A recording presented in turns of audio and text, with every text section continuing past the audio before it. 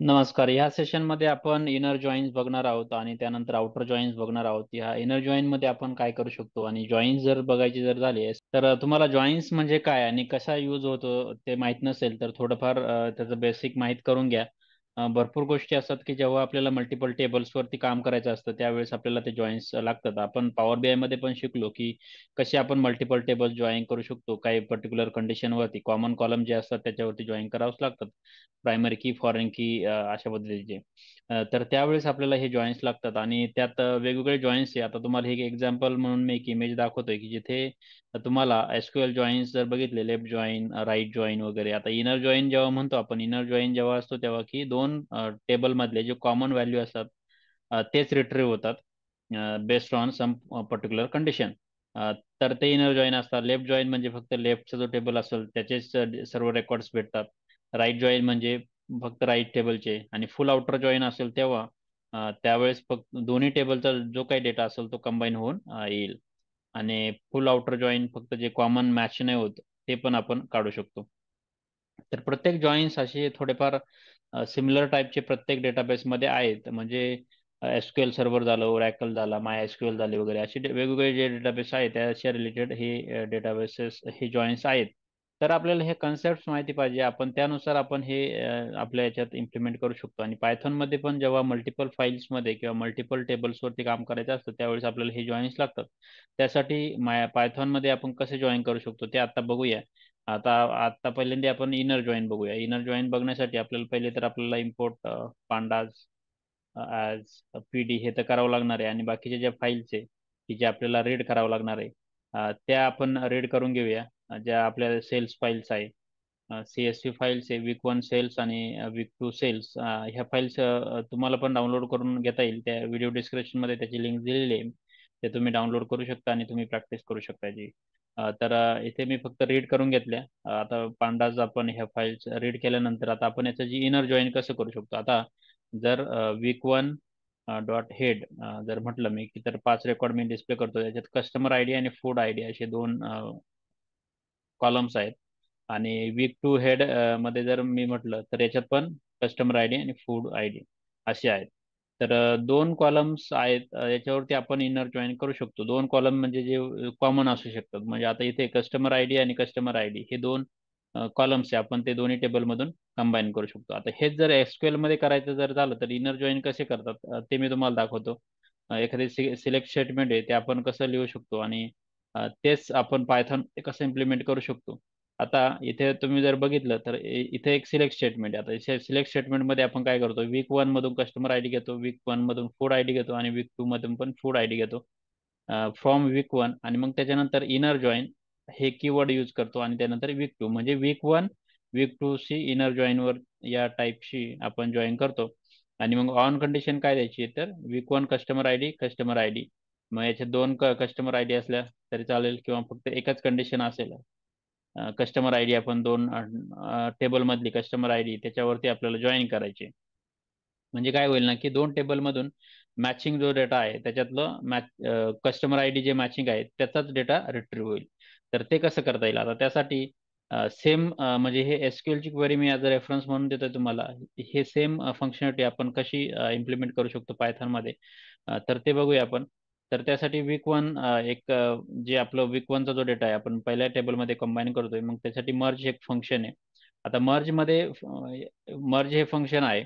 आणि मग त्याच्यात नंतर आपण हे जर बघितलं याच्यात जर बघितलं की आपल्याला नेमकं काय काय येतात ऑप्शन. आता याच्यात बरेचसे पॅरामीटर्स आहे.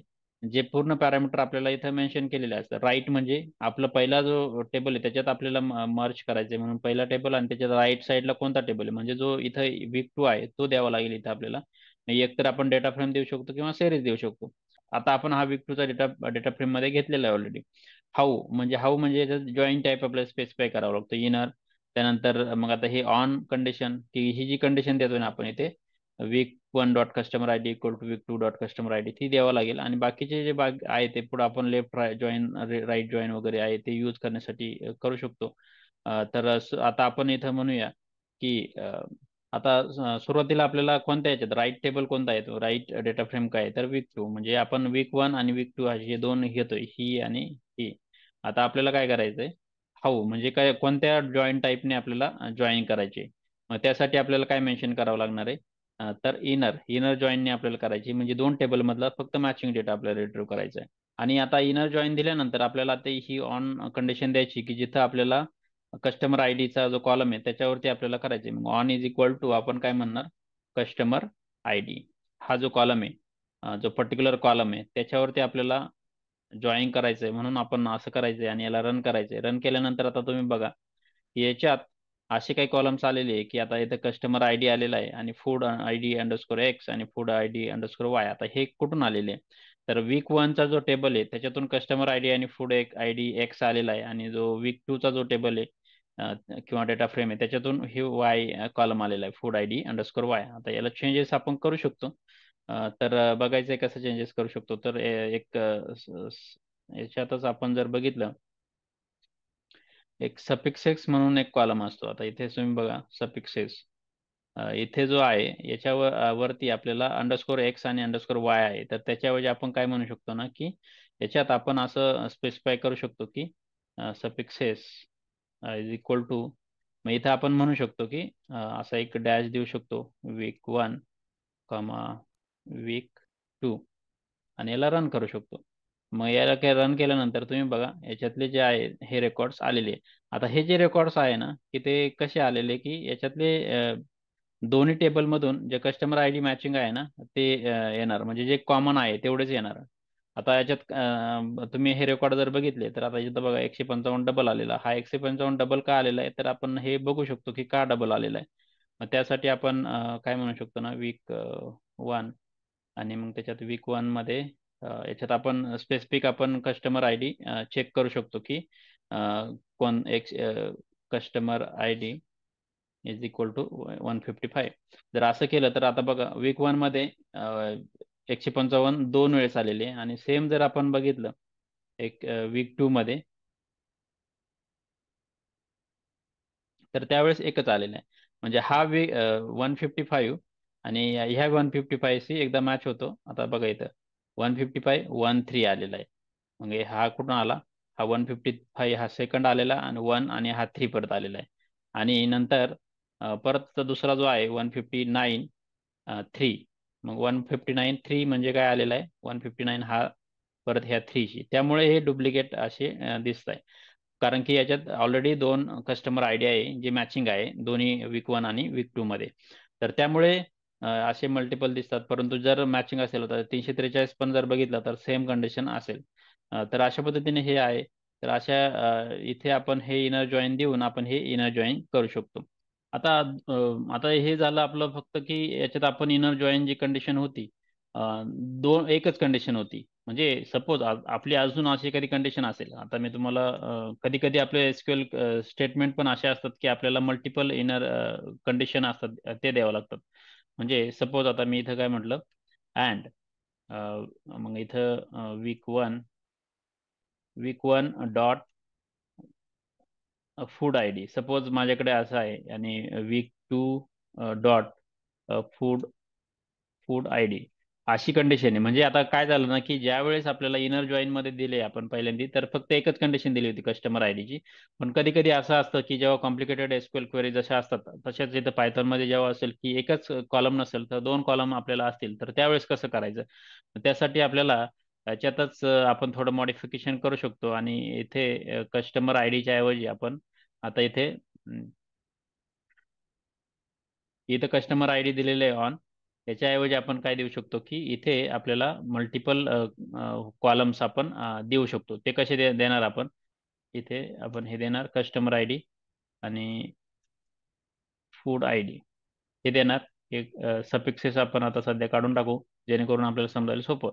आता बघा तुम्ही इथे काय झालेलं आहे, की जेव्हा आता ही कंडिशन अशी आहे, म्हणजे week 1 customer I D, week 2 customer I D, and week 1 food I D, week 2 food I D.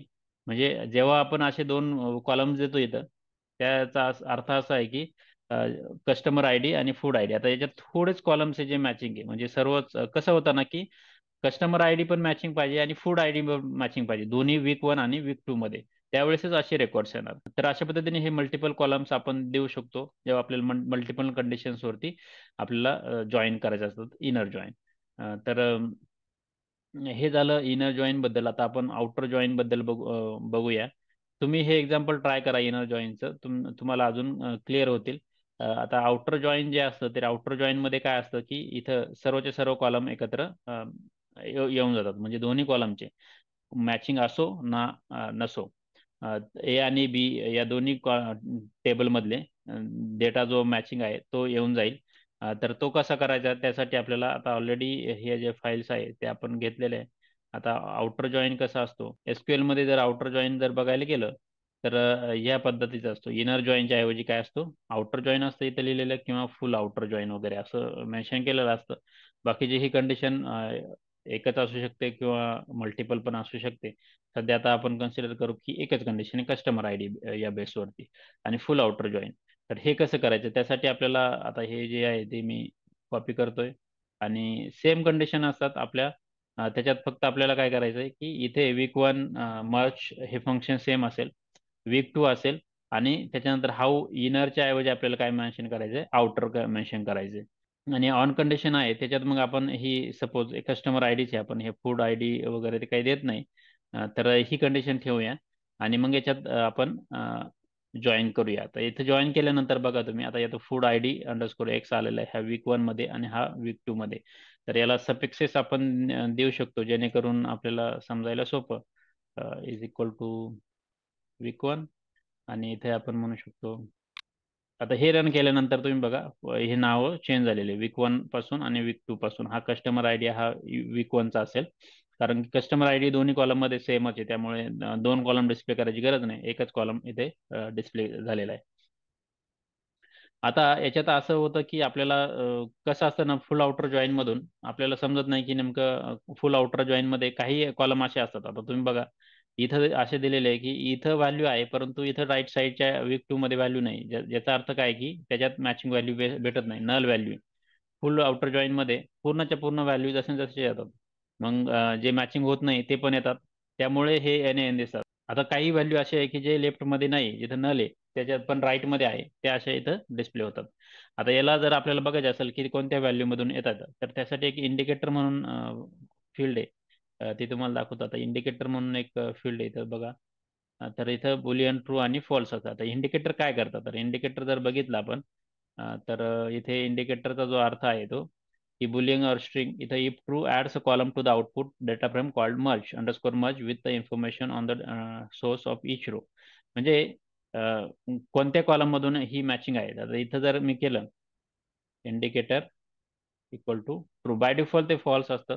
आणि जर याला रन केलं मी, तर आता बघा एक कॉलम नवीन जनरेट होतो, मर्ज. आता हे ज्याच्यात आहे, आता हे सांगतं काय की ह्या वीक 1 मध्ये पण व्हॅल्यू आहे, वीक 2 मध्ये व्हॅल्यू पण आहे, म्हणजे म्हणून बोथ आहे. आणि इथं काय म्हणतं की फक्त लेफ्ट ओनली, म्हणजे फक्त वीक 1 मध्ये आहे, वीक 2 मध्ये नाही, म्हणून हे नल इथे दिसत आहे. आणि इथं बोथ आहे. आता राईट ओनली, आता इथं जे एन एन दिसतंय ना की वीक 1 मध्ये नाही, फक्त राईट मध्ये आहे, म्हणून हे राईट ओनली आलेले. हे असं एक अशा पद्धतीने आपल्याला हे एक समजतं की फुल आउटर जॉईन जेव्हा आपण करतो तेव्हा. तर अशा पद्धतीने हे आउटर जॉईन आपण यूज करू शकतो. याच्यात बरेचशा आपण गोष्टी चेक करू शकतो की आता किती व्हॅल्यू काउंट वगैरे किती आहे. की आता मग आपण असं म्हटलं की आता सपोज इथं मर्ज एक व्हेरिएबल घेतो मी, मर्ज इज इक्वल टू असं रन करतो, आणि त्याच्यानंतर मग आता आपण असं म्हणू शकतो की मर्ज. मग हा जो कॉलम होता आपला मर्ज आलेला अंडरस्कोर मर्ज म्हणून, हा जो अंडरस्कोर मर्ज म्हणून त्याचा व्हॅल्यू काउंट आपण घेऊ शकतो, अंडरस्कोर काउंट्स, आणि त्याला प्रिंट करू शकतो. म्हणजे राईट ओनलीचे किती व्हॅल्यू आहे, लेफ्ट ओनलीचे किती व्हॅल्यू, आणि दोन्हीमध्ये मॅचिंग किती, अशा 62. तर अशा पद्धतीने आपण हे थोडं अनालिसिस करू शकतो इथं की जॉईन केल्यानंतर. मग याच्यात आपण लेफ्ट जॉईन, राईट जॉईन असे यूज करू शकतो, ते आता आपण पुढे बघूया.